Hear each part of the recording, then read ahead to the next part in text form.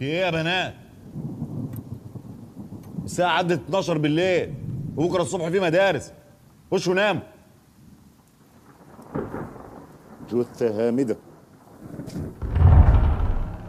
لا أنا ما بحبش المرقعة. والله ما أنا سايبكم.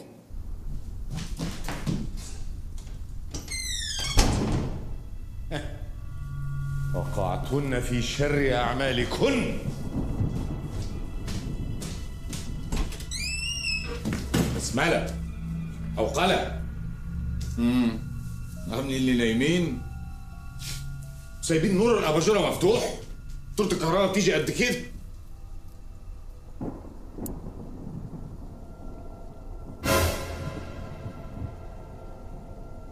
تلمسي دي ولا ايه؟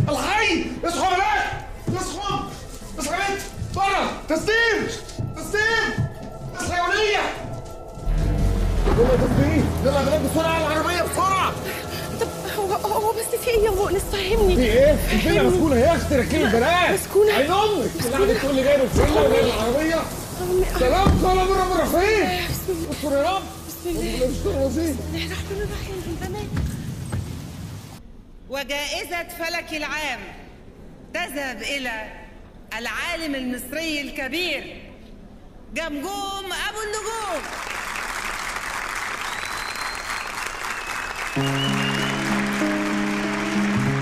نور مكانه في القلوب، أحضن خيوط شمس الغروب، يا تكون قد الحياة يا تعيش وحيد وسط الدروب. اليأس ضعف وخوف جبان، لكن الأمل يفتح بيبان. يا تكون قد الحياة يا تعيش وحيد وسط الدروب. المس خضار الشجر، حس بضياء القمر. ده جمجوم العالم الفذ والفلك اللامع. جمجوم نجم ساطع في مجاله، مجال الفلك والأرصاد وعلوم ما وراء الطبيعة.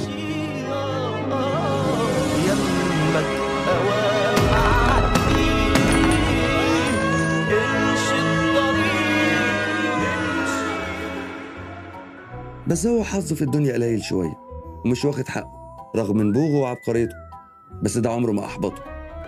وبسبب شغله وقرايته الكتير في علم الفلك والماورائيات خلاه شخص بيؤمن بالحظ وبيتفائل جدا بحاجات وبيتشائم جدا من حاجات.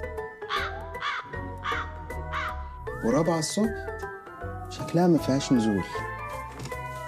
جمجوم شخص منظم جدا ومرتب، بيركز في كل تفصيلة ولو بسيطة في حياته. ده بقى أبو جمجوم الحاج أبو النجوم، وسجل سرقة ونصب ومخدرات وجرائم نفس.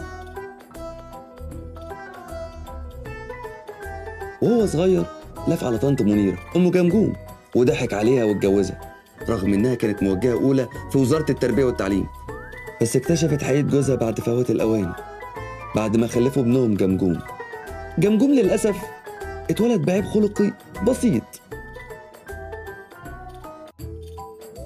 وده عمل له شوية مشاكل من صغره، ومشاكله كبرت لما راح المدرسة وما سلمش بقى من تريقة العيال وغلاستها عليه.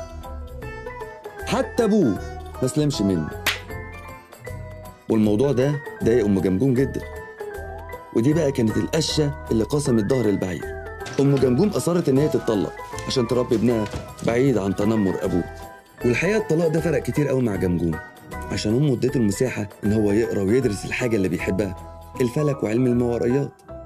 وكبر جمجوم، وحبه وشغفه بالفلك والنجوم كبر معاه، واتخرج بمجموع كبير قوي من الثانوية العامة، ودخل كلية العلوم قسم فلك وأرصاد جوية علشان يثقل الموهبة بالعلم. بس تأتي الرياح بما لا تشتهي السفن. إيه، أم جمجوم تعيش انتو، ماتت. حبيبتي يا فجوج، اتخطفتي. يا ريتني كنت انا، يا ريتني كنت انا. في عجله. ورجع جمجوم يعيش مع أبوه بغلاسته ورخامته وتنمره عليه. بس ده ما وقفش جمجوم اللي فضل متفرغ لعلمه، وكتب كتابين من أهم الكتب اللي اتعملت في الفلك وعلم الماورائيات.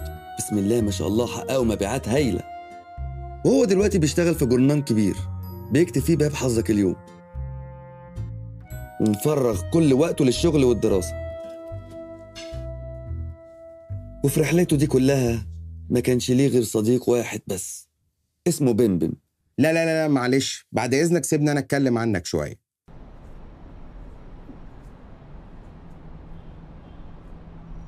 يا رب انا طول عمري راضي بحكمك، وعمري ما زعلتك مني.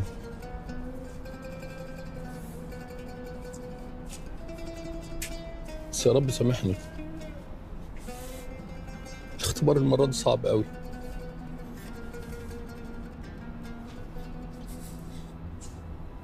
يعني انت يرضيك؟ انت عارف ولادي دول هم ثروتي الوحيدة اللي عملتها في الدنيا.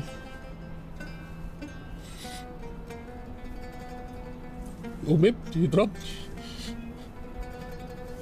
وبنتي ترميني في الشارع تطردني برا البيت. ليه كده يا رب؟ ليه كده يا رب؟ كات! مين اللي قال كات يا جماعة؟ انا اللي قلت كات. كات يا جماعة، كات.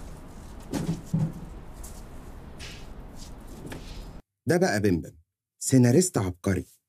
يعني لو جبت خبرة وحيد حامد وخيال أحمد مراد ونعومة تامر حبيب وضربتهم في الخلاط، هيطلعوا لك موهبة بمبم في التأليف. أستاذ بيومي، أنت شغلتك إيه؟ أنهي شغلانة فيه؟ شغلتك هنا في اللوكيشن إيه؟ ممثل أعتقد. ممثل؟ يعني وظيفتك الكلام اللي يكتبه المؤلف أنت توصله للجمهور، ديليفري يعني. ديليفري؟ هو التشبيه مهين بس أوكي، ديليفري. طب بعد إذنك بقى، شغل الارتجال ده مش هنا، الكلام اللي أنا أكتبه يتقال زي ما هو بالحرف. طب ما هو ده اللي أنا عملته يا أستاذ. لا يا حبيبي، أنت قفلت المشهد بإيه؟ ليه كده يا رب؟ ليه كده يا رب؟ هي يا رب ليه كده؟ يا رب ليه كده؟ إيه ده؟ أنت عملت قط عشان بدل ليه كده يا رب؟ يا رب ليه كده؟ طبعا. فركش. مين اللي قال فركش؟ أنا. فركش يا جماعة، فركش. في إيه؟ أنت كتبت إيه قبل كده؟ أول فيلم أكتبه والله. أول فيلم تكتبه؟ 3 بالله العظيم أنا لولا الحوجة بس ومحتاج فلوس ما كنت عملت الفيلم الأهبل بتاعك ده. أنا آسف. أنت هتعمل لي فيها واحد حامد. حقك على أستاذ بيومي. إيه يا ده؟ أنا آسف يا باشا. انتوا اتجننتوا نسيتوا نفسكم ياض ولا إيه؟ أنا آسف يا أستاذ بيومي. طب عايز أستاذ بيومي؟ أنا زي ابنك. زي ابني؟ اعتبرني محمد بيومي. يا أخي يلعن أبوك على أبو محمد بيومي. أنا آسف يا ريس. أنت بتوقفني وبتعمل قط يا ابن. أنا آسف والله، حقك عليا، حقك عليا. لا ما حدش يزود حاجة، لا ما حدش يزود كلام. لا لا. بس هو حظه في الدنيا قليل شوية، بالرغم من إن عنده نادي فيديو كبير في المانيال، بس المشروع ده ما بقاش يأكل عيش دلوقتي. وبالرغم من عبقريته إلا إنه شخص متواضع جدا وما بيهتمش بالمظاهر. وهو شغال لحد دلوقتي في نادي الفيديو عشان أبوه وصاه وهو على فراش الموت إنه ما يقفلوش، وبعد ما أبوه مات ورث عنه نادي الفيديو وواحدة من أكبر عمارات المانيال. بس للأسف كل شققها متأجرة إيجار قديم وبتجيب له ملاليم في الشهر، يعني تقريبا كده بتجيب له في الشهر 224 جنيه. وده خلاه يتبع سياسة تقشف جامدة شوية، وعشان الدنيا بتغلى والإيجار هو اضطر إنه يأجر شقته ويعيش في نادي الفيديو هو ومامته أبلالوزة. أبلالوزة دي بقى كانت السبب الأساسي إن بمبم يحب قصص وأفلام الرعب. كانت بتخليه وهو صغير يجيب لها أفلام وهو راجع من نادي الفيديو، وكانت بتتفرج من زمان بمعدل 4 أفلام رعب يوميا. وكان بمبم بيتفرج معاها على الأفلام دي من صغره لحد ما حصلت الحادثة الشهيرة يوم ما أبلالوزة اتفرجت على فيلم التعويذة.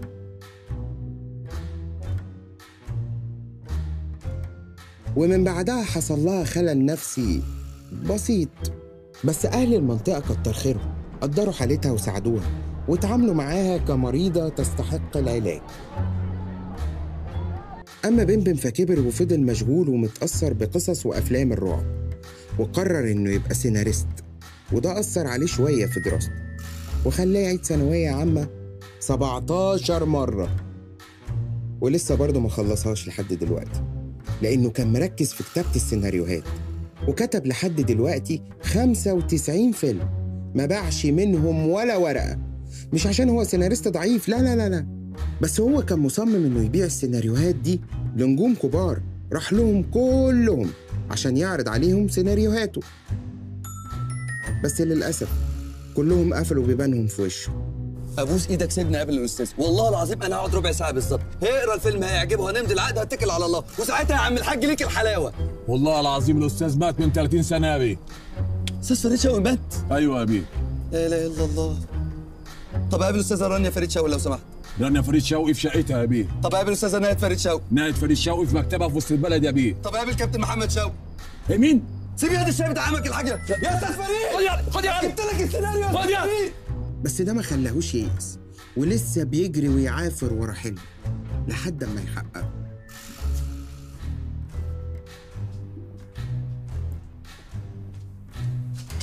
السلام عليكم. انا مخبيه وشي عشان مش عايز ارعبك.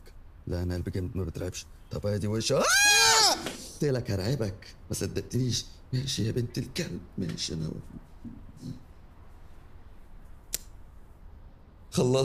خلصت ايه؟ فيلم الاخير مقصلة الحب. ياه، مش ده الجزء التاني من فيلم مشنقة الحب اللي كانت محيراك النهايه بتاعته؟ ولقيتها بقى ولا ايه؟ لقيت النهايه. فاضي 4 ساعات احكي لك الفيلم؟ لا يا عم انت حكيتهولي قبل كده، قول لي النهايه على طول. هقوله لك مره واحده عشان تخش في المود على طول. يا عم حكيتهولي حافظه صم. ماشي. انا يا سيدي بعد تفحيص وتمحيص اكتشفت ان الحل ان زينات اول لما تيجي. ايه ده؟ لا ثانيه واحده، زينات مين دي؟ زينات بطلة الفيلم، العروسة الدماء. امال ايه اللي فاكره؟ هحكيهولك من لا خلاص والله خلاص هحكيهولك خلاص. عايز تحكي لي 4 ساعات عشان خاطر نسيت زينات؟ اكتشفت بقى ان الحل زينات تخرج من مقبرتها وتنتقم من عشاها. اللهم صل على النبي. عرفت ازاي يا ملك الكواكب والمجرات؟ بس اسمح لي بقى ازيدك من الشعر بيه. هي اول لما هتخرج من المقبره هتعدي على الملك الصالح، تجيب كيس مخلل، تروح على البطل تقتله وتطلع مخه تاكله ني عشان تبقى شافت كل اللي شافه وعرفت كل اللي عرفه.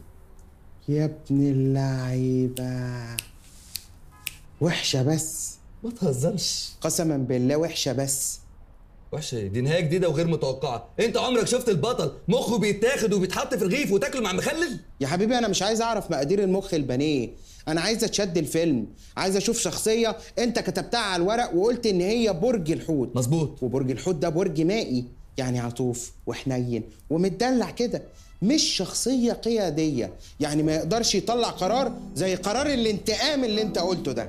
صح، انت صح. كويس ان انا حكيت لك النهايه، كان زماني بوظت الفيلم دلوقتي. طب اقعد بقى 4 ساعات اعمل لك نهايه جديده. لا 4 ساعات ايه؟ انا مش فاضي يا عم، انا هموت وانام، انا صاحي من الساعه 7 الصبح. انت ايه اللي رجعك متاخر كده؟ مفيش يا عم، خلصت شغل في الجريده وبعدين طلعت على مرصد حلوان، كانوا قايلين ان في كواكب جديد كده نازل، فقلت اروح استقبله برضه ابقى من اوائل الناس يعني. وخلصت. انت مش هتفهم، انت غبي، انا ما بتفهمش الحاجات دي. انا هطلع انام وبحكي لك بعدين. يلا، مش عايز حاجه؟ تسلم لي. تصبح على خير. سلام يا عم المجرة. سلام. عامل فيك ايه زينات طيب؟ اسم المتوفي؟ محمد سعيد الغمراوي. محمد سعيد الغمراوي توفي عن عمر يناهز 37 سنة. الله يرحمه. وذلك إثر حادث أليم على الطريق. حادث ايه؟ وفاة طبيعية. بس ده صغير قوي، مش غريبة شوية؟ دي بقى إخلاص الفيل، صحفية في باب الوفيات، بس حلمها تبقى صحفية تحقيقات. غريب ولا حاجة، أمره كده، أمر الله. ونعم بالله. المرحوم كان ليه أعداء. أعداء إيه وكلام فارغ إيه؟ ما تخليكي في شغلك وما تتدخليش في اللي مالكيش فيه. هدي نفسك شوية يا مدام، في إيه؟ أنا قصدي خير. وبعدين أنت اتوترت ليه لما سألتك عن ملابسات الوفاة؟ أنت تقربي له إيه؟ أخته يا ستي. في حاجة تاني عايزة تعرفيها؟ عايزة أعرف كل التفاصيل، كل كبيرة وصغيرة، حتى لو تفصيلة قد كده هتنفعنا. وعلى فكرة أي حاجة هتقولها لي تبقى بيني وبينك بعيدة عن أي قضايا. ها، كان متجوز؟ عنده ولاد ولا بنات؟ كان غني؟ ها؟ هتورثي منه كام؟ لا لا لا لا، أنت أكيد مش طبيعية، أنت مجنونة. يلا بينا يا حلمي نقوم من هنا نروح جرنان تاني ننشر فيه النعم. بلا قرف. الناس دي وراها حاجة، وحاجة كبيرة كمان، أنا متأكدة. عم غريب. نعم. مين الراجل اللي قاعد؟ معرفش، بس ده أكيد مستني الأستاذ جمجوم. تعرفش عايزه في إيه؟ لا، العلم عند الله. طب هو جمجوم فين؟ على وصول. أيوه، هتلاقيه اتأخر عشان الدنيا زحمة قوي النهاردة. هو فعلا الدنيا زحمة قوي النهاردة. أنت عرفتي منين إن الدنيا زحمة قوي النهاردة؟ هو أنت مش كل يوم بتيجي بالمترو؟ أمرك غريب يا عم غريب. أنا اللي أمري غريب يا عم غريب؟ ربنا يشفيك يا أستاذة. أهو جه الأستاذ أهو، حققي معاه بقى زي ما أنت عاوزة. جمجوم. جمجوم. اسمي الدكتور جمجوم. ما تجزش دكتور على نفسك، اخلص. اتأخرت ليه النهارده؟ مفيش، كنت بستحمى والأنبوبة خدت. إيه ده؟ وأنت مالك؟ أنت اتأخرت ليه؟ أنا بطمن عليك يا ابني، في إيه مالك؟ بقول لك إيه، مين الراجل اللي قاعد مستنيك ده؟ ده مدحت يا بنتي، صاحبنا في الجريدة. هو ده راجل؟ بقول الراجل ده. لا معرفوش. طب عايزك في إيه؟ يعني بقول لك واحد معرفوش، تفتكري هعرف عايزني في إيه؟ أصلها حكاية غريبة قوي. يعني واحد ما تعرفوش وبيسأل عليك وقاعد مستنيك، ده كله حاجة ما تصدقش بصراحة. هو إيه الغريب وما يتصدقش في الموضوع؟ واحد جاي يسأل على واحد في مكان شغله، تفتكري هيكون عايزه في إيه؟ إيه بقى؟ ها؟ إيه؟ يعني إيه ده؟ إيه؟ ثانية واحدة، روحي يلا على مكتبك فكري هو عايز مني إيه. أنا هعرف بحس الصحفي لوحدي. ما انا قاعد مستنيها اما يتنيل يوصل، اعمل ايه يعني؟ جمجوم ابو النجوم. اقفل يا تسنيم، وصل. حبيبي حبيبي يا غالي. ايه يا ريس، انا مش راجع من امريكا، في ايه؟ انت غني عن التعريف يا دكتور، ده انا من اشد معجبينك. يعني حضرتك فعلا عارفني؟ يا سلام، وهل يخفى القمر؟ ده انا يومي ما بيبداش غير لما اقرا برجي في عمود حظك اليوم اللي حضرتك بتكتبه هنا في الجريده. ربنا يخليك يا فندم، والله دي حاجه تفرحني وتشرفني وتسعدني يعني. اضف على ذلك ان انا قاري الكتابين اللي حضرتك مؤلفهم، ومن وجهه نظري المتواضعه هم اعظم ما الف في علم الماورائيات. ياه، هو انت؟ انا ايه؟ انت الوحيد اللي اشتريت نسختين من الكتابين اللي انا الفتهم. ايه؟ قصدي يعني وقريتهم. ايه اللي قريتهم؟ كلهم بتمعن وتفحص، والحقيقه يعني ان ده اللي جابني لحضرتك. جاي عشان اوقع لك على الكتابين صح؟ ده شرف ليا، وكمان ناخد سيلفي، انما الحقيقه يعني ان في موضوع اكبر من كده شويه. ايه، عايز ترجع الكتابين؟ طب ليه يا استاذ؟ شوف يقطعني الكلام خدني ونسيت اسال حضرتك. مؤنس المنشاوي، مدرس لغه عربيه. اهلا وسهلا يا استاذ مؤنس، باين من لغه حضرتك الثريه ان انت مدرس لغه عربيه. اهلا وسهلا، حضرتك تحب نقعد نتكلم في المكتب ولا نخش الكافيتيريا جوه؟ كافيتيريا جوه؟ في ايه يا ريس، دي كافيتيريا وانا بقول لك تعالى نطلع الجبل. لا يا دكتور، يعني انا قصدي اللي سيادتك تختاره.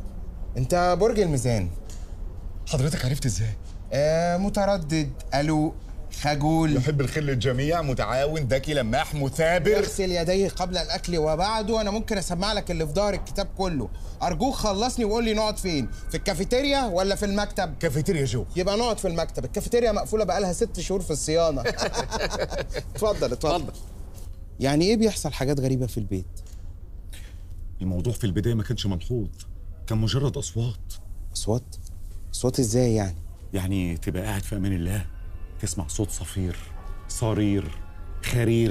ما بتسمعش صوت هدير؟ هدير مين؟ لا معلش، ده حسبة في دماغي كده. كمل. بعد كده الموضوع بدأ يتطور. تطور لإيه بقى؟ أصوات هزهزة، قلقلة، رجرجة. هو في حد بيشايش في البيت؟ لا، ليه؟ بس كل الأصوات اللي بتقول عليها دي أصوات الشيشة. يا فندم الموضوع أخطر من كده بكتير.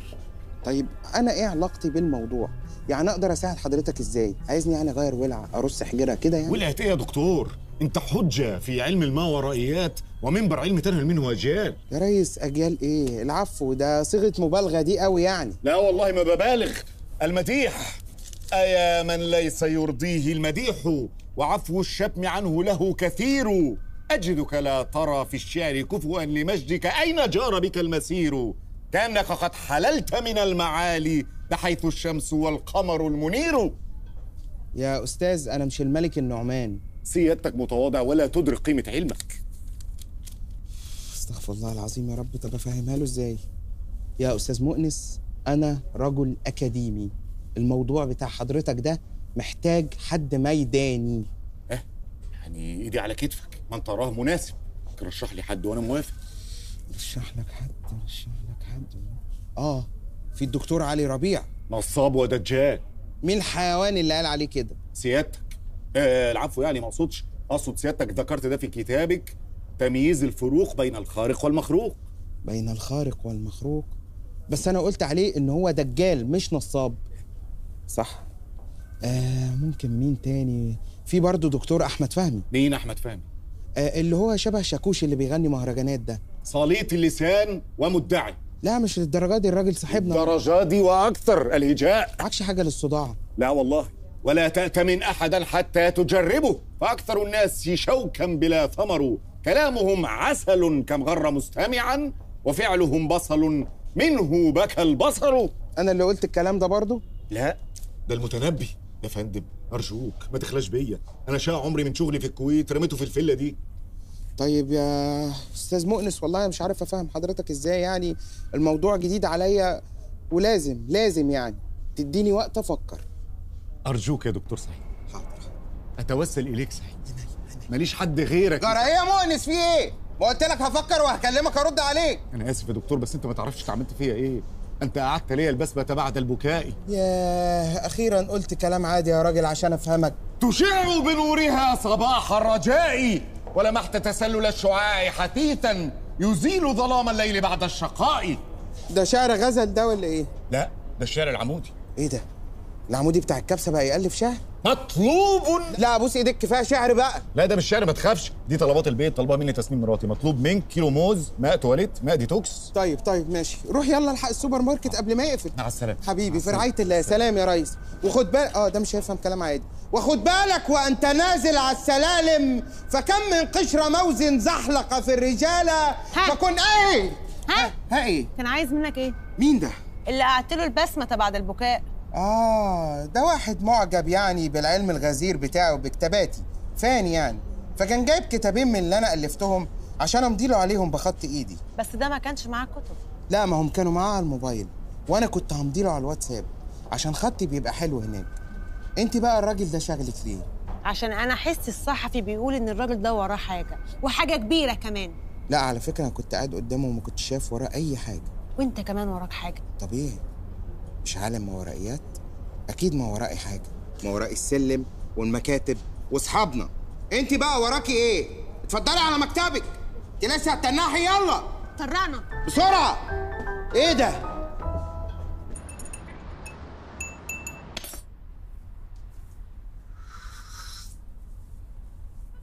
طبعا توافق. هي دي عايزه تفكير يا حبيبي. الموضوع مش سهل زي ما انت فاهم. ازاي مش سهل؟ هو انت يا ابني لما تجيلك فرصه انك تطبق اللي انت اتعلمته طول السنين اللي فاتت عملي وعلى ارض الواقع ترفضها؟ وبعدين الراجل مش قالك لو انت خلصته من النوش ده هيحينك؟ يعني الاستفاده هتبقى ادبيه ومعدنيه. معدنيه ايه يا طب؟ انت فرحان عشان هيديك كرتونه ميه؟ معدنيه يلا يعني هي. يا عم بمبم انت عارف ان انا نجم خفيف وبخاف. انا مجرد التفكير في الموضوع ده مخوفني. ما تخافش يا بروفيسور، انا هبقى معاك. انا رحت فين هتلاقيني دايما جنبك، ولو حصل اي نوش صدرني. بس ما بسش لكن ما لكنش. طيب ما طيبش. لا مفيش حاجه اسمها ما طيبش. انت اهطل وفشلت في الاختبار وانا كنت عاملها لك اختبار. مش اي حاجه بتحط قش في الاخر؟ لا مفيش الكلام ده. خلاص يعني اكلم الراجل واقول له ان احنا موافقين؟ اتكلنا على الله. بس قبل ما نروح لازم نعدي اشتري شويه حاجات كده لزوم الشغلانه. ماشي. السلام عليكم. السلام ورحمه الله وبركاته. امر. لو سمحت كنت عايز شويه حاجات كده بعد اذنك. ايوه. عايز ب5 جنيه عين العفريت. ايوه. وب3 جنيه حنظل على حبه البركه. ايوه. وب500 جنيه ورق لوري على اكليل الغار. استنى يا حاج، ما اجيبش حاجه. في ايه؟ ايه السفه ده؟ ما تخليك في الحاجات ام 3 و5 جنيه، حلوه وتقضي الغرض برضه. ممكن ما تتدخلش في شغلي بعد اذنك؟ هو انا باجي اتدخل في شغلك واقول لك كل ابطالك هطل ليه في افلامك؟ لا طبعا، انت تستجري. وانت كمان ما تستجريش تتدخل في شغلي. انا عارف انا بعمل ايه كويس. العفاريت بتحب البهارات. انت هتطبخ لهم؟ اتفضل يا استاذ. السودان اللي جوه ده اسواني؟ طبعا كده نمره 1. مملح؟ امال ايه؟ طب اوزن لي نص كيلو. العفاريت تحب الفول السوداني. لا ده عشان انا. شفت بقى؟ عمرك ما هتعرف تقراني خالص. بص زميلتك كدب الابل عماله تراقبنا. انت عبيط يالا، ما انا شايفها من الصبح. ده هي اللي كويالي البدله دي، بس عملت مش واخد بالي وخدتها لبستها على طول. فكك منها، فكك ولا كانك شايفها. كفايه حلبسه بقى، جت كل قرف. السلام عليكم. السلام ورحمه الله وبركاته. لو سمحت يا ريس، كنت عايز حمامه بيضه مشقشقه تكون عتاقي مفتقه وديك دكر على 4 بنات ما فيهمش واحده مزمزقه. حي والدربندوخ الدربندوخ. ازاي يعني على 4 بنات يعني؟ ايه يا ريس؟ 4 فرخات 4 نيتي يعني، ما تشغل مخك معانا. الله يخرب بيت الاستروكس واللي عمله واللي مسح دماغ الشباب ده.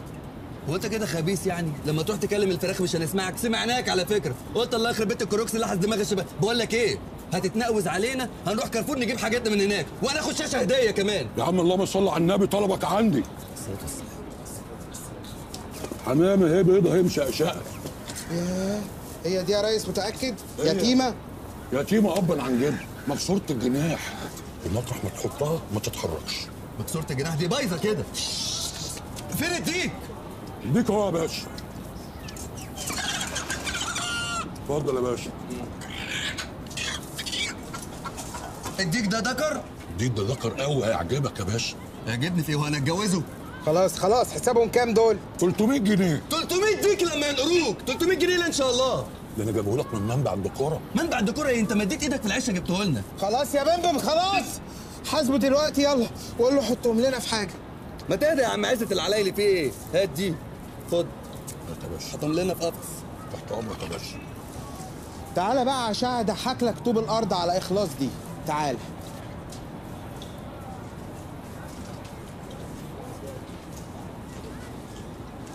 السلام عليكم. ايوه ممكن فكة 200 جنيه؟ طبعا.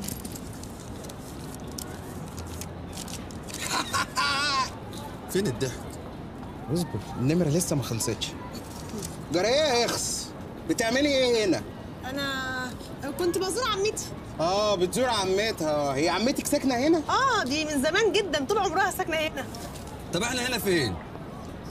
والله يا استاذ بمبم انا ما بركزش في عناوين وتفاهات والجو ده، انا بحفظ بالشبه كده. طب عمتك شبه مين؟ ثانية واحدة. انا هقول لك بقى انت مركزة في ايه. انت مركزة بقالك فترة في ان انت تحومي حواليا، عايزة توقعيني في حبك وارتباط وفالنتاين والجو ده. لا، يؤسفني بقى ان اقول لك ان انا مش مستعد دلوقتي افتح بيت ولا اخلف، عشان مش عايز ابوظ جسمي. يلا يا بمبم.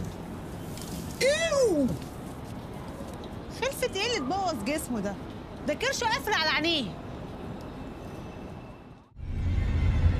يا مراحب، حللت اهلا ونزلت سهلا يا استاذ جمجوم. منور. ها؟ ايه منور. منور. متشكر. مالك يا استاذ جمجوم؟ فيك حاجه؟ لا فيا حاجه ايه؟ ما انا زي الفل وتمام اهو. انت اللي فيك حاجه. انا مالي؟ شعري؟ لا النضاره مالها؟ عايزه تتلمع. حاضر.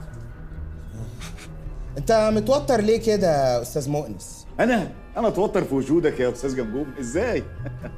امال فين الاستاذ بمبم؟ مختفي منذ ان اتيته. لا هو بمبم بس بيعمل مهمات كده كنت قلت له عليها، عشان بحب اشتغل على النظافه، يعني يلم التراب والزباله ويغير الملايات والحاجات دي يعني. يلا يا جماعه بسم الله. انا قلت ناكل لقمه الاول كده عشان نشتغل واحنا رايقين، ما نبقاش بنفكر في الاكل وكده يعني. برافو عليك يا بمبم، انت جبت اكل واحنا جايين صح؟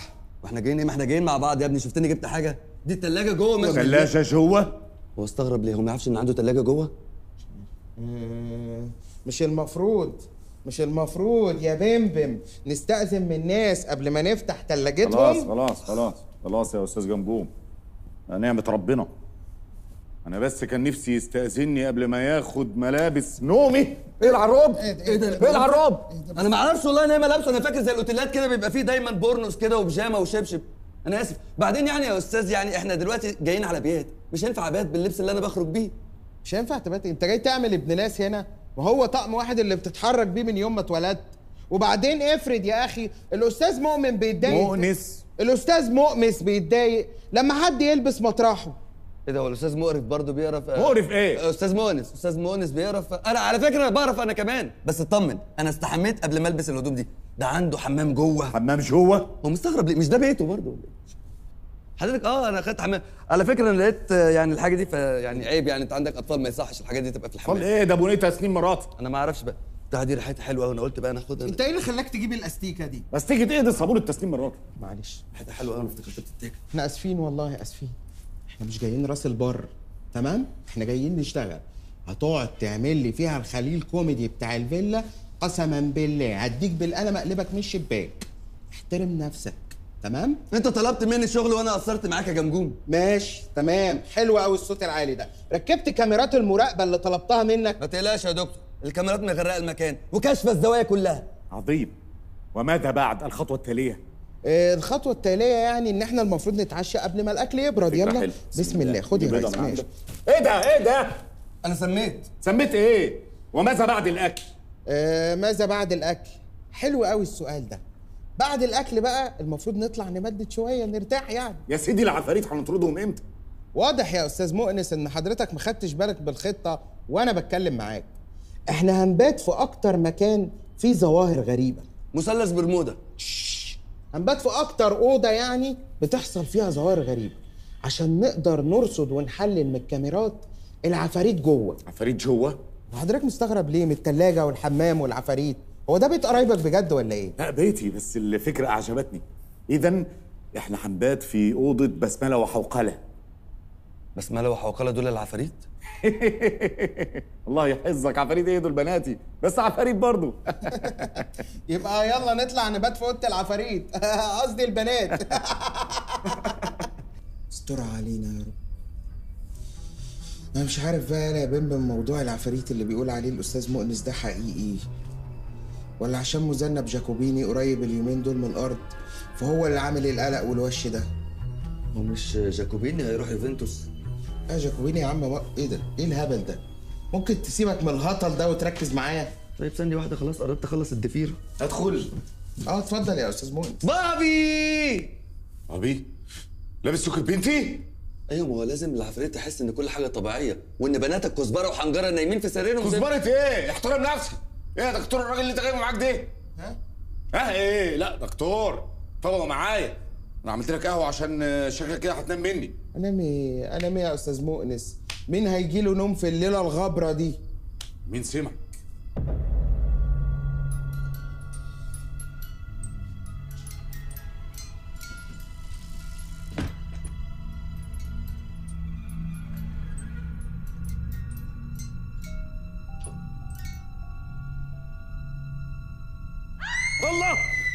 الله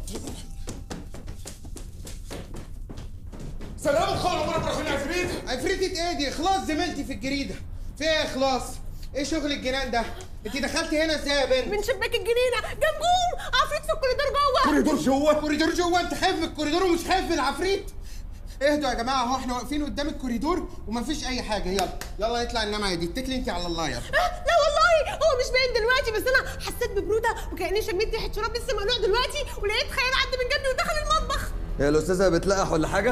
لا، ريحه معفنه تانية غير ريحتك المميزه دي. سلام قول من رب الرحيم. ما تهدى يا استاذ محدث، في ايه؟ محدث في عينك مؤنس. اهدى يا استاذ، اكيد الاستاذه ضربه النمر بيتهيأ لها. لا والله يا جمجوم ما بيتهيأليش، والله انا شميت وحسيت.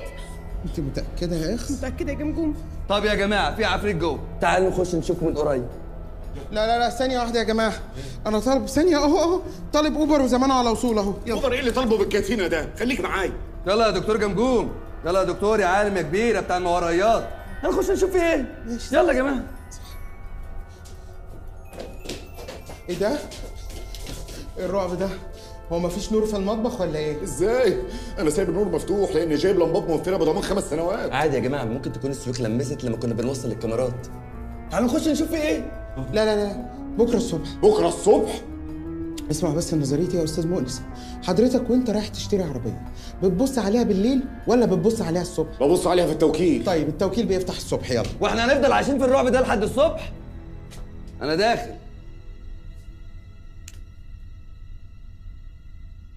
مفيش حاجه جوه.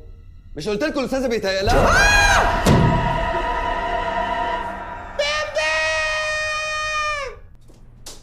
يا نهار اسود، ده اختفى. قلت لكم انه في عفريت في المطبخ. يا اخي فين الطاف نجينا مما نخاف. ايه ده؟ هو بمبم فين؟ بمبم فين؟ لا لازم امشي. انا لازم اروح اجيب فينو لابويا. انا لازم اروح اجيب فينو لابويا. ابويا محتاج فينو وانا حاسس بيه. تماسك يا دكتور. لما انت تخاف انا اعمل ايه؟ اعمل بتبيها على روحي. اهدى يا جمجوم والنبي، انا اصلا مرعوبه ما توترنيش. وبعدين انت الوحيد اللي بتفهم في الحاجات دي. اتفضل شغل يا جمجوم يا جمجوم وفكر هنعمل ايه. بس لقيتها. اكيد خطفوه تحت الارض في البيسمنت. بقول لك ايه، انت عامل لي فيها قاسم امين من الصبح وانا ساكت لك، جاي دلوقتي تقول لي بيسمنت؟ بيسمنت قصده البدروم. انا مش عايز غباوه، انا عارف ان البدروم هو البيسمنت. انا قصدي خطفوه تحت الارض عند ملك الجان. الملك كهلان بتاع شريهان؟ ملك الجن والبرطمان. برطمان ايه؟ برطمان ايه في الهبل اللي انت صاحي لي فيه دي وانا ماشي وراك؟ معلش انا ريقي ناشف ولازم اشرب تمر هندي دلوقتي والا هتبقى في خطوره على حياتي. حدايا صوبيا في الثلاجه جوه. في الثلاجه جوه؟ انت ايه ده انت اللي كنت بتهديني. تعالى باللي ريق. تعالى. صح. بسم الله الرحمن الرحيم. لا والنبي والنبي خلاص. انا بقه بسيط على الفاضي. انا زيته وبطني فاضيه. ايه ده؟ بم طلعوا معايا يا جماعه. تعال يا بم. تعال قوم يلا. بم اقف. قوم يلا. بم صبرا سيبوه يفك، ده لسه خارج من الثلاجه. فتح عينيك وقول لنا شفت ايه؟ جمجوم. ايوه جمجوم. صح، انت شبههم قوي. انا صاحبك يالا صاحبك. ايوه صاحبي بس شبههم. بمبم ايه اللي حصل؟ زرعت ليه؟ وايه اللي دخلك التلاجة؟ انا كل اللي فاكره اني ركبت الميكروباص مع ولاد عمي ورحنا فايد. انا شفت البحر من هنا ورحت ناطط من. لا انا رجعت ورا قوي صح؟ ايوه انا رجعت. ايوه افتكرت. انا دخلت المطبخ، فتحت نور المطبخ، فجأة باب المطبخ اتقفل وانا اتشفطت ورحت فين يوجعك واتكتفت. قعدت اقاوم لحد لما فكيت نفسي بطريقه كده كنت كاتبها فيلم من افلامي. بفتح عينيا لقيت نفسي في الثلاجه. قمت فاتح علبه تونه على طول. فاتح علبه تونه؟ مش عشان اكلها والله، ما تفهمنيش غلط. عشان العفاريت بتخاف من التونه. لا الموضوع ده ما يتسكتش عليه. اتصرف يا استاذ جمجوم. ورحمة أمي ما قالش. بالله عليك انتظر. بالله عليك أنت افهم، الموضوع أكبر من قدراتي. يعني إيه هتمشي وتسيبني؟ طب واعمل إيه في العيال والسنين الغربة والمربطة والحرمان؟ كل ده يروح هدر عشان أنت مالكش مزاج؟ ماليش مزاج إيه؟ أنا مش بتاع مساج يا بيه افهم. بمبم اخس يلا. أستاذ جمجوم اوعى. أستاذ اخس. أستاذ بمبم. يا رب التسليم مراتي. انتظروا اعمل ايه بس يا ربي؟ اودي العيال فين؟ ما بعد ما رجعت من السفر دايب من الفراق مشتاق لعيون. والله العظيم حرام عليك يا جمجوم بقى تسيب الراجل في الظروف اللي هو فيها دي وتتخلى عنه. ابوس ايدك اسكت يا بمبم وارحمني عشان ما نمتش طول الليل. وبعدين نزل رجلك من على المكتب بريحتها النتنه دي. ولا انا رجلي نضيفه الكوتش هو اللي نتن. ومين بس يجي له نوم؟ انا البنات ومراته صعبانين عليا قوي. ايه ده؟ انت بتعملي ايه هنا؟ بعمل لكم شاي. انت وراده يا بنتي. انا عارف ان برج الجوزاء متخلف بس مش كده يعني. انت بتكلمها كده ليه؟ استاذه عروس النيل ما غلطتش. اخلاص الفيل. ايه؟ اخلاص الفيل. امال مين عروس النيل؟ اسال نفسك. والله العظيم يا جماعه انا من ساعه الموقف ده وانا نفسي مسدوده ومش طايق ابص للاكل. بمبم ما تمثلش يالا، انت مش لاقي تاكل اصلا. ما تركبهمش جميله. وبعدين تعالى هنا يا اخويا. نعم. من امتى الحنيه دي؟ بس كده خلاص؟ ارجع يعني؟ يعني بذمتك مش صعبانين عليك؟ صعبانين عليا. انا صوت الراجل في وداني وهو عمال يقول فتحت الباب لقيت ورقه وكلمه وداع، بس اعمل له ايه؟ مش قادر اساعده، مش حافظ بقيه الاغنيه. خلاص يبقى احنا نساعده وهو منها تريح ضميرك. ايه ده؟ احنا؟ ايوه احنا. غير ان انا الفضول هيموتني، لكن برضه هتبقى ضربه صحفيه هتقلب لي الدنيا في الجريده ويقولوا بقى اخلاص راحت واخلاص جت وايه؟ وايه اللي ضربه صحفيه واخلاص راحت انت يا ست انت ما عندكيش دم. في اسره هنا بتضيع. رجل بعد سنين الغربه والشقاء يواجه هو واسرته اعتى المخاطر، فهل يستطيع التغلب على اشباح المنزل المسكون ام ستكون نهايته؟ كل هذا واكثر بكثير بعد قليل على MBC أكشن. فيلم أشباح بلا روح للمؤلف العظيم بمبم. الله، ده هيبقى فيلم يكسر الدنيا. بقى هي كده السيناريست بمبم واخلاص راحت واخلاص جت. يا مصلحجيه يا ولاد جمجوم. ايه اللي استنزل؟ ايه يا ولاد اللي ما كانش هيقول حاجه على فكره. ايه ولاد الايه؟ مش هشتم عشان الرقابه. جمجوم ركز معايا، بذمتك لو باباك كان مكانه ما كنتش هتساعده؟ قسما بالله ما كنت هساعده ثانيه. عارفه ليه؟ عشان الموضوع كان هيبقى مختلف، لان كان العفريت هو اللي هيجي لي يقول لي ارحمني وخلصني من ابوك. ما انت برضه ايه المثل اللي انت بتقوله له ده؟ ابوه ايه؟ جمجوم. جمجم عايز ايه؟ تاني مش دايما كنت بتقولي وانت قاعد على الكرسي ده انا نفسي افيد الناس يا بيبي، نفسي اعمل حاجه تفيد البشريه كلها. انا جات لك الفرصه اهو، وبعدين التجربه مش نظريه، لا دي تجربه عمليه. خلاص هتعمل ايه ده؟ انت كنت هتقولي هتعمل ايوه.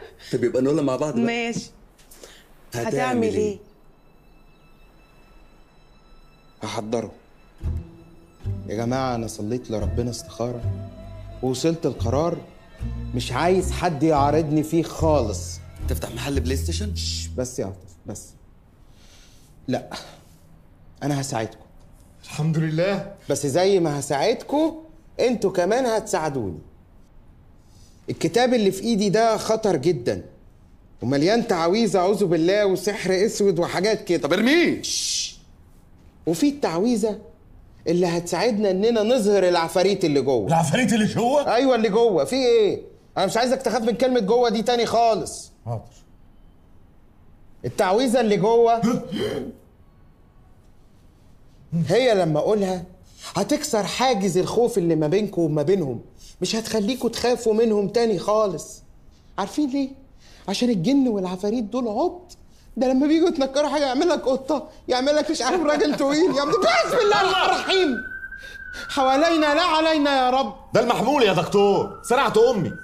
لو سمحتوا الموبايلات سايلنت. اقفلوا المحامين. اتفضل خش في الموضوع. كلمني كمان 5 بطيخ عشان في ميتنج. قول له يجيب فينو لابويا. فينو ايه وبطيخ ايه؟ مش اوانه اساسا. اتفضل يا سيدي خش في الموضوع.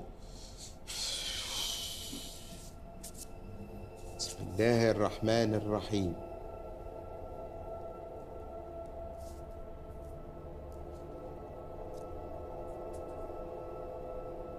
تعويذة قلب الحبيب. تعويذة. تعويذة. تعويذة. تعويذة. تعويذة. تحويجة. خليتني اقول تحويجة يا اخي، الله يسامحك. ممكن تسكت خالص يا استاذ مؤنس؟ اسف. تعويذة قلب الحبيب، تعويذة ربط الحبيب، تعويذة شقط الحبيب. مفيش تعويذة حلبة بحليب. تعويذة حلبة بحليب دي في القهوة اللي تحت بيتكم، تمام؟ تعويذة شفط الدهون. ايوه حلوه التعويذه دي، يبقى شيلها لي على جنب. لا معلش انا اسف، انا هقوم امشي، الناس دي طالعه دريم. انت اللي جايبهم معاه. معلش انا اسف، انا فعلا مهزأ. اتفضل يا سيدي خش في الموضوع. تعويذة ايه؟ تعويذة الجن والاشباح.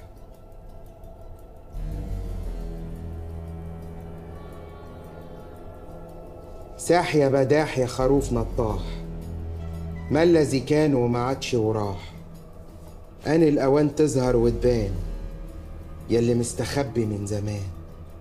لو مستخبي تحت الأرض اظهر، لو مستخبي فوق السطح اظهر، لو مستخبي جوه الحيطان اظهر، لو مستخبي في الغيطان اخلص برضه اظهر. في ناس هنا مجروح، في ناس هنا مجروح، اظهر لو مستخبي حتى في لوحة. وحوي يا وحوي ايوحة، وكمان وحوي ايوه. فيها يا دكتور جمجوم، هو ايمن بهجت قمر اللي كاتب التعويذ دي ولا ايه؟ الاشباح هتظهر بعد 10 عدات من قراية التعويذة. نحن الآن في انتظار ظهور الأشباح. 4 3 2 1. هابي نيو يير! كل سنة وأنت طيب يا أستاذ طيب يا دكتور، ايه بنروح عشان نبوس بعض؟ طيب يا بنت. ايه الهبل اللي انتوا فيه ده؟ مفيش اشباح ظهرت ولا حاجه. الكتاب ده شكله مضروب اصلا، يبقى خلي لك انت بقى تعويذه شفط الدهون. غلط يا شبح، غلط، كل اجاباتك غلط. بالراحه الولد يفهم عشان يفهم. انا عايز افهم مين اللي فتح الميه السخنه وانا بستحمى.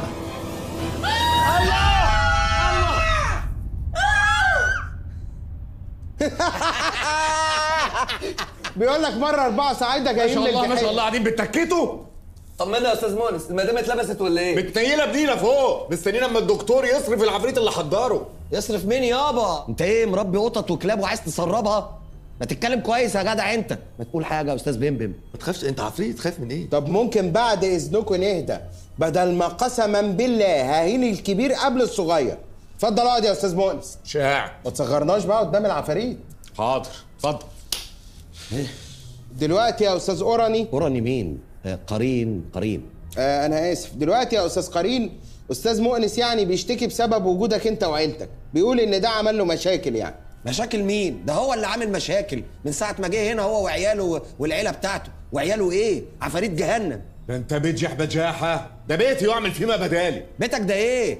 ده بيت انا اللي ساكن فيه قبل منك، وعامله بعرقي وشقايه من ايام ما كنت شغال في ليبيا. الله، هو حضرتك بتشتغل زينا كده؟ بيشتغل طبعا، امال هيصرف عليا انا والولاد من ايه؟ طيب وبتشتغل ايه بقى؟ بيزنس مان. ما شاء الله، رجل اعمال. اندر بيزنس مان، رجل اعمال سفليه. اعمال سفليه؟ تحضر بني ادمين يعني ولا؟ بابي، هو انكل وطنط هيعيشوا معانا، انا حبيتهم قوي. يا حبيبي شوف يا اخي، البراءه في الاطفال ما بتختلفش سواء في انس او في جنس. جبس ايه؟ ممكن تسكت خالص. ما شاء الله، ربنا يخلي يا استاذ اوراني. قرين، عقبال ما تشوف عيالك. تعالى يا ولد، تعالى يا ولد، ما تتكسفش. اسمك ايه؟ ده شبح ابن الصغير. لا، ما انا عارف ان هو شبح، قصدي يعني اسمه ايه؟ هو اسمه شبح، غير ان هو شبح انا مسميه شبح، حتى تلاقيه في شبح مني. فعلا شبحك الخالق الناطق، ده حتى نفس الملايات، نفس الماتيريال. يا رب ايه ده؟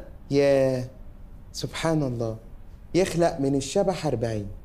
تعال هنا يا شبوح، خد يا حبيبي، خد الشوكولاته دي من عم. امسك يا ولا، ما تتكسفش. خد يا شبح، ما تتكسفش. تحبوا اعمل لكم نودلز؟ انت بتضيفهم يا دكتور. بقول لك ايه، انت تاخد عيلتك دي وتتفضل بره البيت. انا مش هروح فين؟ في نصاص الليالي كده نبات على الرصيف؟ احنا اشباح غلابه يا اخوانا. ده انا مش عارف اغير الملايات بتاعتهم بقالي سنتين. يرضيكم كده خلاصكم كده يا بهوات؟ لا احنا غلابه. جرى ايه يا بمبم؟ ما تهدوا يا جماعه، بالراحه مش كده يا جماعه. لازم نهدى عشان نقدر نوصل لحل يرضي جميع الاطراف، سواء من الجن او من الانس. حل انا قلته، احنا مش هنتنقل من هنا، وانت اعلى ما في خيلك اركبه. لا، ده تحدي بقى يا استاذ مؤنس. بلا مؤنس بلا زفت.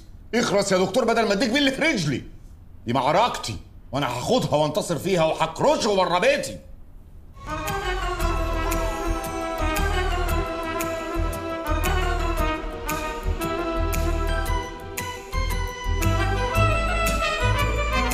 ايه ده؟ خد يا خليل، خد. ليلة الخميس. سنين. ايه ده بقى؟ ايه ده يا استاذ محترم؟ اعوذ بالله من غضب الله. اخص عليك وعلى تربيتك. اكتبي يا جودي. احمد بن طولان، الشاي يا تسنيم. صلاح الدين الايوبي. سلام قولا من رب الرحيم. قرين، ماذا اتيت؟ يقول لك ايه؟ انا بشتغل، مش وقت لهو. لهو؟ ده لسه شفت لهو. اترك الفاكهه. لن اتركك. اذن قرين، طبق ارجوك. احسبها طبق. لا لا لا لا لا لا لا ده انت عفريت مهزأ بقى.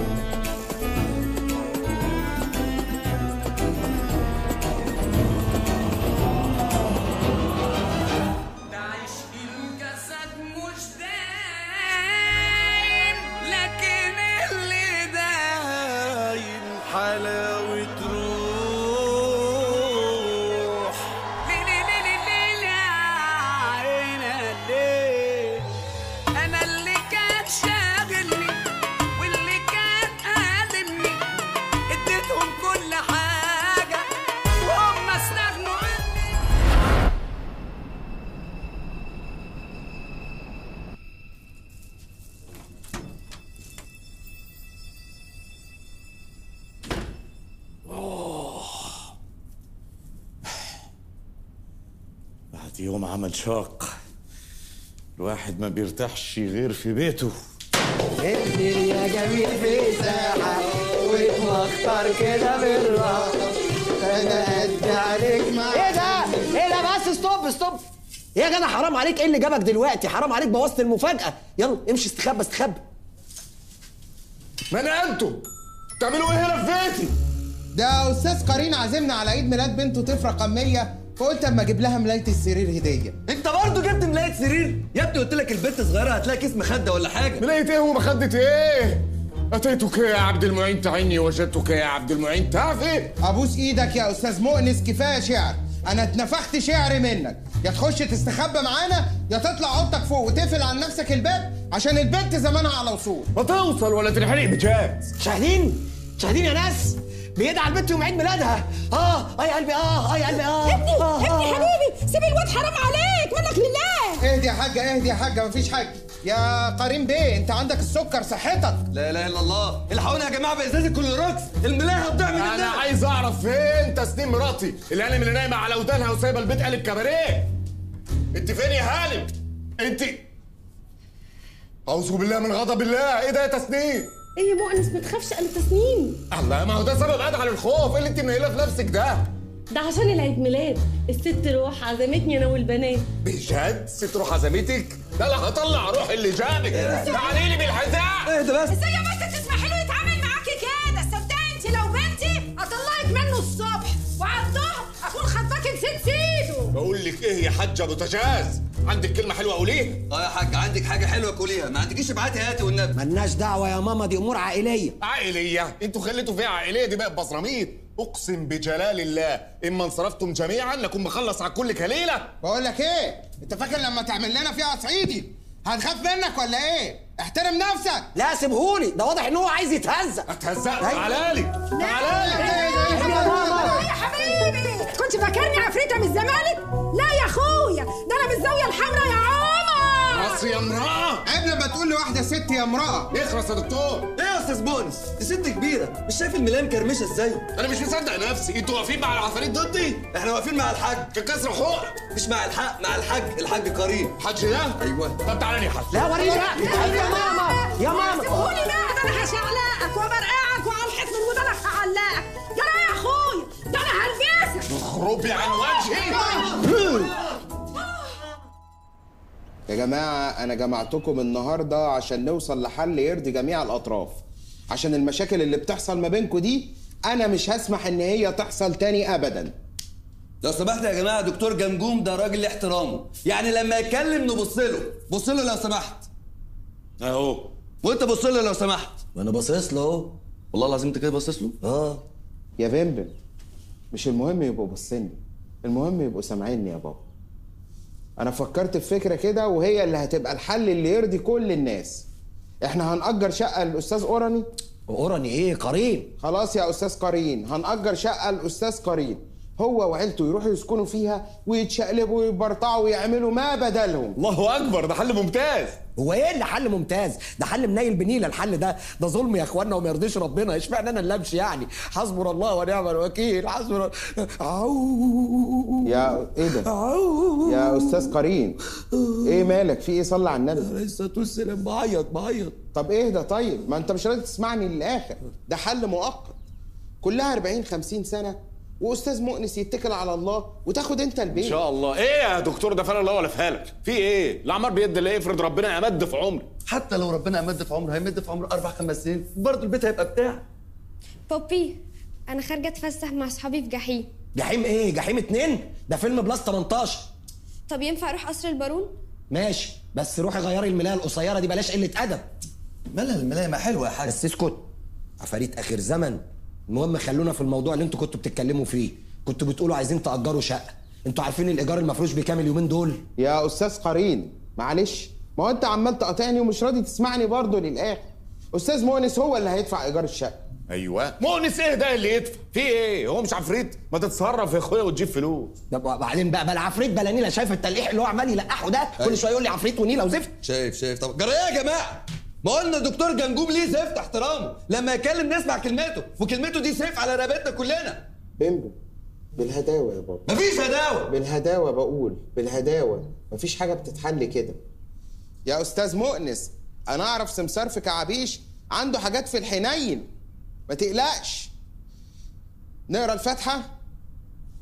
يبقى نقرا الفاتحه. يلا. ها عجبتكم الشقه يا بهوات؟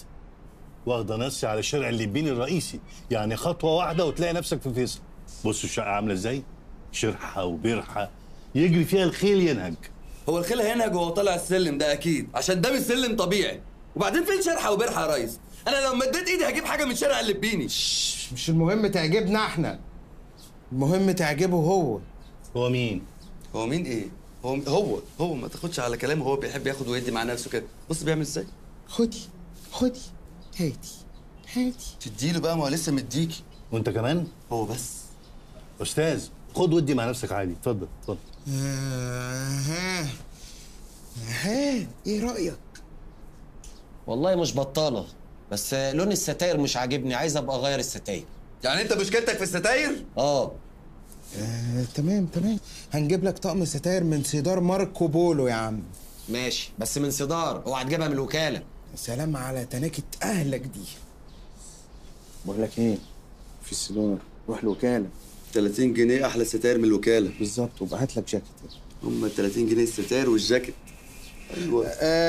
ماشي يا ريس، تمام اتفقنا. حلو الكلام، بس الشقه سعرها هيزيد. ها هتبقى ب 500 جنيه في الشهر. جرى ايه يا حاج؟ دي كانت ب 300 جنيه من نص ساعه في التليفون. ده في التليفون. تمام. يلا. هتعمل ايه؟ هنأجرها من التليفون. يلا روح أجرها من التليفون. يلا. انتوا مش داريين بالدنيا ولا ايه؟ الدنيا بتغلى يا استاذ، بتغلى. وبعدين ما تنسوش انا ليا شهرين عموله. لا انت كده بتتشطر علينا قوي يا ريس بقى. ما هي معروفه يعني، شهر على صاحب الشقه وشهر علينا. بقول لك ايه، بلاها بقى البيعه دي اصلا، وبلاها الشقه دي. ما بين البيع والشاري ايه؟ يفتح الله. جمجوم خلاص وافق وانا هتصرف. تمام. قلبتها في دماغي ولقيت فعلا ان انت عندك حق. خد يا ريس، ادي الفلوس بتاعت اول 3 شهور. تمام، هستناكوا تحت في المكتب عشان نكتب العقود. اتفضل حضرتك، احنا هنحصلك من على الشباك. طيب يلا. مش هنزل على السلم ده تاني انا. فلوسك يا استاذ جنجوم. ايه ده؟ ربنا يخليك. خد بقى دي 10%. ها يبقى هات لي العيال حاجه حلوه. والله ما له لازمه، ده اقل حاجه اعملها لكم. لو احتجت اي حاجه، عايز تجيب طلبات للبيت، تفسح العيال، تعرف جيرانك، تعرف المنطقه، على الله تكلمني. كلم بمبم عشان هو فاضي. لا انا عاوز ايه يعني؟ انا ماليش طلبات خالص، وكتر خيركم على اللي انتوا عملتوه. والله دي كانت معرفه خير، ومبسوط قوي ان انا شفتكم. والله كان نفسنا احنا كمان نشوفك، بس الظروف بقى. ربنا يجعلها معرفه خير. السلام عليكم. مع السلامه. مع السلامه. هنا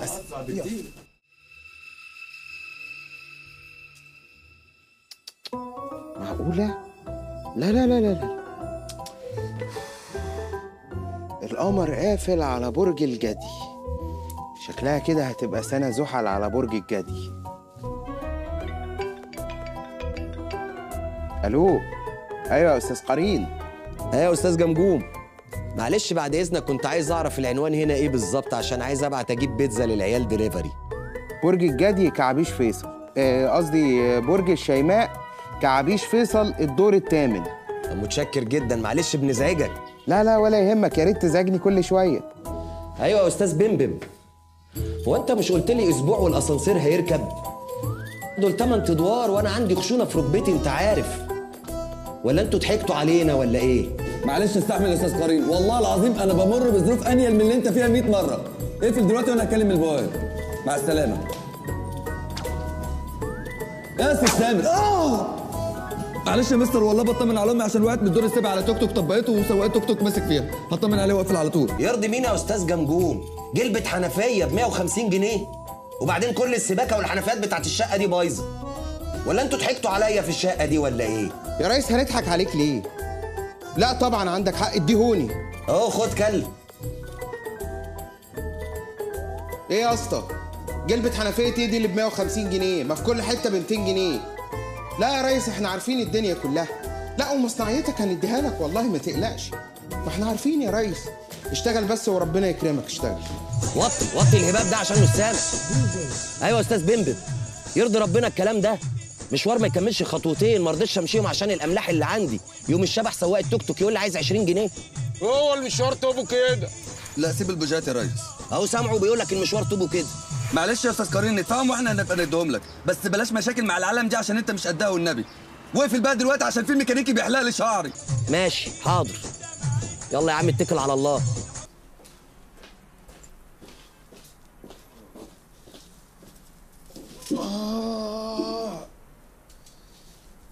يا لهوي، انت لسه يا ابني ما خلصتش الفيلم اللي بتكتبه ده. هخلصه امتى؟ استاذ زفت قرين كل 3 ثواني يكلمني، النهارده الصبح مكلمني يجي 100 مره. عندك حق يالا، ده عفريت زنان زن. ده كلمني اول امبارح بيقول لي سامع صوت خروشه في المنور، وقاعد خايف انا والعيال ومرعوبين، وصوته كان بيعيط. قلت له معلش يا استاذ قرين لا مؤاخذه يعني، حضرتك خايف من ايه؟ ده انت العفريت. شكله بيرن عليا. لا ظلمت الاستاذ قرين، ده الاستاذ مؤنس. الو. ايوه يا استاذ مؤنس، الحمد لله. ايه يعني ايه رجعوا تاني؟ هو كلام عيال ولا ايه يا ريس اوراني؟ اوراني ايه؟ قرين قلنا، اعتبروه زي ما تعتبروه. انا مش راجع المكان ده تاني، زحمه وتكاتك والجيران حاشرين مناخيرهم في اللي مالهمش فيه، ده غير معاكسه البت وهي رايحه الدرس وجايه من الدرس لحد ما حصلت المصيبه. ايه الملايه البيضه العسل اللي داخله علينا دي؟ هي ماما بتغسل بايه؟ اكيد باوكسي. على فكره انت قليل الادب، ومش من الرجوله انك تعاكس شبحات منطقتك. اتظبط يا بت في الكلام بدل مظبوطه. طب وريني هتظبطني ازاي وانا افرج عليك العفاريت الحمر والزر. بهدلونا اخر بهدله، الفاظ وقله ادب وشد ملايات وتشليح وحاجه اخر صفاقه. لا حول ولا قوة إلا بالله، لا حول ولا قوة إلا بالله. يا جماعة ما الشباب معذور برضو، يعني بنت ماشية ملفوفة في ملاية قدامهم، ما تاخذنيش يعني يا عم اوراني، بنتك ملاياتها كلها سكيني وضيقة، وبعدين ده لما يبقى لبسها وهي رايحة الدرس، امال في الهالوين هتلبس ايه بقى؟ ولا ايه يا استاذ مؤنس؟ استاذ مؤنس مالوش فيه، انا دافع لك ايجار مقدم 3 شهور. خده الفلوس اللي انت دفعتها رجعها لك، بس انا مش هطلع من البيت ده تاني. طب بقول لك ايه؟ في حاجه في ال30 عمرانيه، الناس هناك اصيله وطيبه، بس لو هترد عليا رد النهارده عشان هيعلى ايجارها اليومين الجايين. ولا 30 ولا 40، انا مش داخل المنطقه دي تاني، وبعدين ده بيتي ومش هتنقل منه. طب ما تروق كده يا عم اوراني عشان انت مش قد اللي الدكتور جمجوم ممكن يعمله فيك. يعمل اللي يعمله. يعمل اللي يعمله؟ تمام، انا اقدر اعمل كتير قوي، وانت كده ما سبتليش غير حل واحد. انا هرمي عليكم تعويذه دلوقتي، بسم الله الرحمن الرحيم، يعني هتحرقك انت واولادك في الحال. عادي، قال ضربه الاعور على عينه وقال خربانه خربانه. شكله راكب دماغه. اتكل على الله يا دكتور جمجوم. استنى التعويذه دي لما تحرقهم ممكن النار تمسك فينا او الصهد بتاع الحراره يلسعنا او كده؟ لا مش عارف، بس ده بعد وده بعد يعني. القصه فيزيائيا ايه ده؟ انت جاهل، انت هتفهم اللي بقوله. بقول لك ايه يا استاذ مؤنس؟ نعم. معانا طفايه حريق هنا؟ معايا طفايه ومثلث بره في العربيه. حلو قوي، تمام. زنهار يا زنهار يا كاشف الاسرار، اكشف لنا المستور في البر وفي البحور. بابي هما يحرقونا بجد؟ انا خايف قوي يا بابي. ما تخافش يا شبح يا ابني، ما تخافش، لينا رب اسمه الكريم، ربنا على الظالم والمفتري. واظهر لنا الاشباح من كل حب وسور، اشباح تقوم بالليل وتنام في النهار. هنزل عليكم غضب، لكن غضب جبار، وتمسك فيكم النار، ونار نار نار، وهتمسك فيكم النار، ونار نار نار، وهشعل فيكم النار، وامانه يا ليل طول علينا يا ليل. لا في ايه يا استاذ مؤنس؟ في حاجه ضايقتك؟ اولا صوتك وحش، ثانيا حرام ما تحرقهمش. وبعدين برضو يعني هم ساكنين في البيت ده من قبلنا، والبيت ما هو واسع، هو يستعمل عفاريت 1000.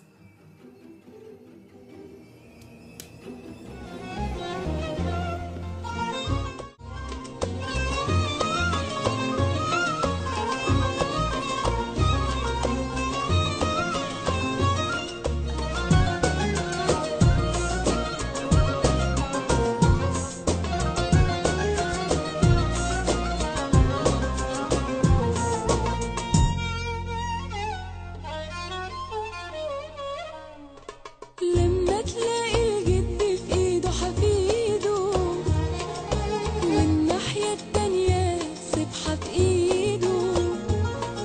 لما تلاقي الجد في ايده حفيده، والناحية التانية سبحة في ايده. الطفل في عينه بريء وفي وشه احساس بريء، لسه جايب جلابيته النهارده، وبينده وسط الطريق ويقول له يا جدو، ويمسك ايده ويشده ويقول له انا عايز اتوضى، ويقول له يلا نصلي العصر. يبقى انت اكيد اكيد في مصر، يبقى انت اكيد اكيد في مصر، يبقى انت اكيد اكيد في مصر.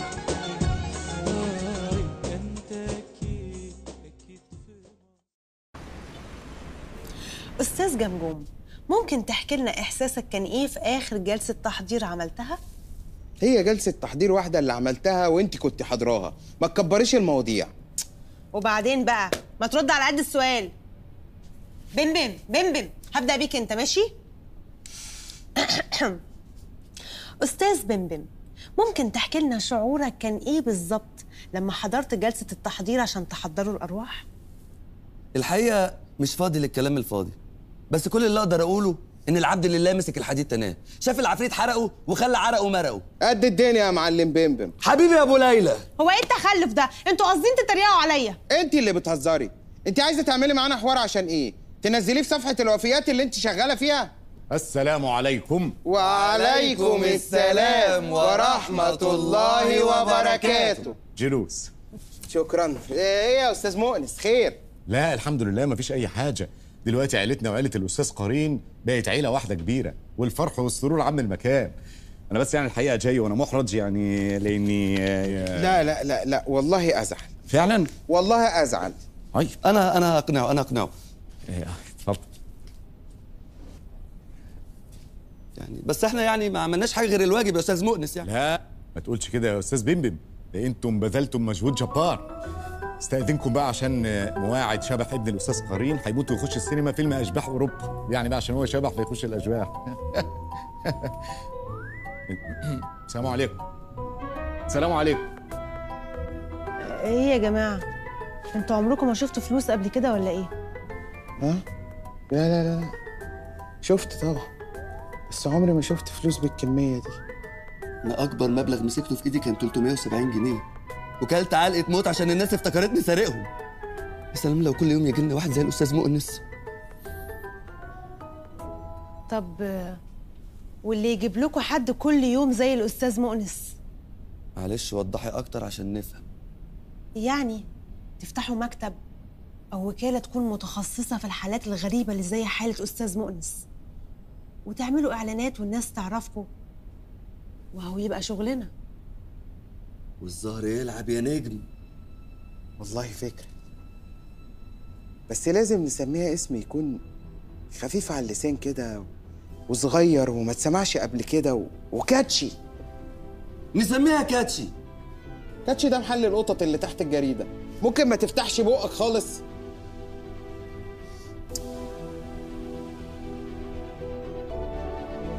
اهو ايه؟ الشركة الألمانية لمكافحة الخوارق. حلو حلو وكاتشي. حلو حلو. يبقى اتكلنا على الله.